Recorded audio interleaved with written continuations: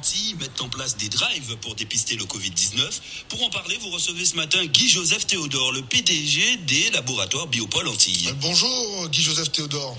Bonjour Monsieur Santime, bonjour aux auditeurs d'RCI. Alors des drives pour dépister le Covid-19, comment tout cela va-t-il s'organiser ? Si vous permettez, avant d'évoquer les drives, je voudrais revenir sur la genèse de cette dynamique de test. Vous savez, le Haut Conseil scientifique, dans son rapport sur la maladie Covid-19 et les Outre-mer, a clairement conclu avec 3 mots essentiels: tester, tester, tester. Donc aujourd'hui, l'Agence régionale de santé, bien sûr, reprend cette recommandation qui nous a été confirmée par elle lors d'une réunion conjointe avec l'ensemble de la profession et Madame Valérie Denux et Monsieur Patrick Saint-Martin. Et les laboratoires, donc l'ensemble des laboratoires de Guadeloupe, s'inscrit dans cette dynamique. Donc effectivement, Biopôle Antilles va initier cette démarche à travers la mise en place de drive. Nous débutons dès ce matin sur le parking de la clinique des Eaux Claires. Ensuite, dès vendredi prochain, sur le parking du domaine de Choisy à la clinique et sur le parking du laboratoire à Balin. Ces prélèvements, bien sûr, se feront uniquement sur prescription médicale, avec des publics encore ciblés, même si la base va Mais on parle de quel test au juste ? Test sanguin ? Ah non, pas du tout. Ce sont des tests PCR. D'accord. Donc il s'agira de faire des prélèvements nasopharyngés et ensuite adresser ces examens à l'Institut Pasteur qui a une capacité de 300 tests jour. Mais avant de tester, Monsieur Santime, il faut prélever. Aujourd'hui, nous n'avons pas 300 prélèvements jour. Donc les drives, c'est un début. Et d'autres solutions seront proposées. Nos confrères y travaillent de façon à ce qu'il y ait un maillage de zones de prélèvement sur l'ensemble du territoire de Guadeloupe. Mais quelle est la fiabilité de ces tests qui seront pratiqués ? Elle est complète.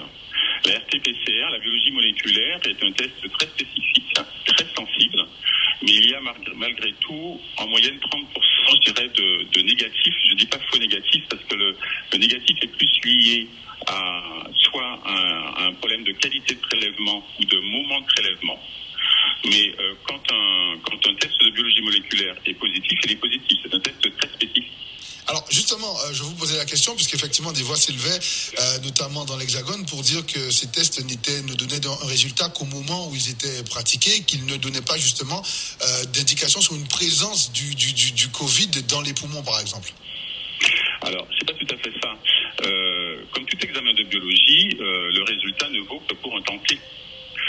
Effectivement, quand on prélève un patient et que ce résultat est négatif, si cliniquement ce patient demeure évocateur, en général le praticien, le médecin, peut renouveler ce prélèvement. Et ce prélèvement, si le patient est porteur, il sera positif parce que 48 heures après, le virus est présent au niveau de la sphère ORL. Donc c'est plus le moment du prélèvement et la qualité du prélèvement qui détermineront la qualité du résultat. Et ça va coûter combien ? Écoutez, ce sont des tests qui sont pris en charge par la sécurité sociale. La moyenne du coût du test, je crois que c'est un B200, donc 60 € à peu près. Voilà, donc c'est un tarif qui est réglementé. Ce sont des tests qui sont inscrits à la sécurité sociale. Alors avec ces annonces, on imagine même s'il y a des prescriptions, il y aura un flux important. Comment vous allez gérer cela ? Écoutez, le flux il sera à mon avis progressif. Parce que nos confrères médecins, bien sûr, sont en attente de ces possibilités de faire prélever leurs patients sur différentes zones de prélèvement. Les médecins sentinelles y travaillent déjà. Les laboratoires vont s'organiser parce que nous allons gérer ça dans un premier temps sur rendez-vous. Et puis nous allons multiplier les zones de prélèvement. Donc vous nous rappelez, le rendez-vous c'est aujourd'hui, ça commence aux Eaux Claires. Tout à fait, ça commence aujourd'hui aux Eaux Claires et à partir de vendredi au niveau de Choisy et de Balin.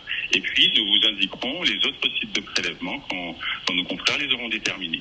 Je voudrais, si vous permettez, Monsieur Santime, terminer tout de même en disant que tout ça est conditionné et l'ARS en a pris l'engagement par la mise à disposition d'équipements de protection individuelle qui sont indispensables pour que nous réalisions ces prélèvements dans des conditions de sécurité sanitaire, à la fois pour nos préleveurs et pour nos patients. Et derrière, nous serons également en mesure d'accroître la capacité de test en Guadeloupe, à condition que nous ayons des réactifs. Et je voudrais également sensibiliser l'Agence régionale de santé, mais également nos politiques sur des problématiques que nous rencontrons en ce moment, qui sont des problématiques aiguës, de livraison de réactifs qui n'ont rien à voir avec le Covid-19, mais nous avons des pathologies chroniques à gérer en Guadeloupe. et qui sont malheureusement débarqués des avions à Paris et que nous n'avons pas. Donc il y a également un risque de rupture sur ces réactifs. Donc il est important qu'ils puissent s'engager sur ce sujet-là également. Très bien, merci, votre message est passé. En tout cas, merci à vous, Guy-Joseph Théodore, d'avoir répondu ce matin à nos questions. Bonjour Christophe Langlois. Bonjour Cédric. Une autre problématique importante, celle de l'eau. Il faut se laver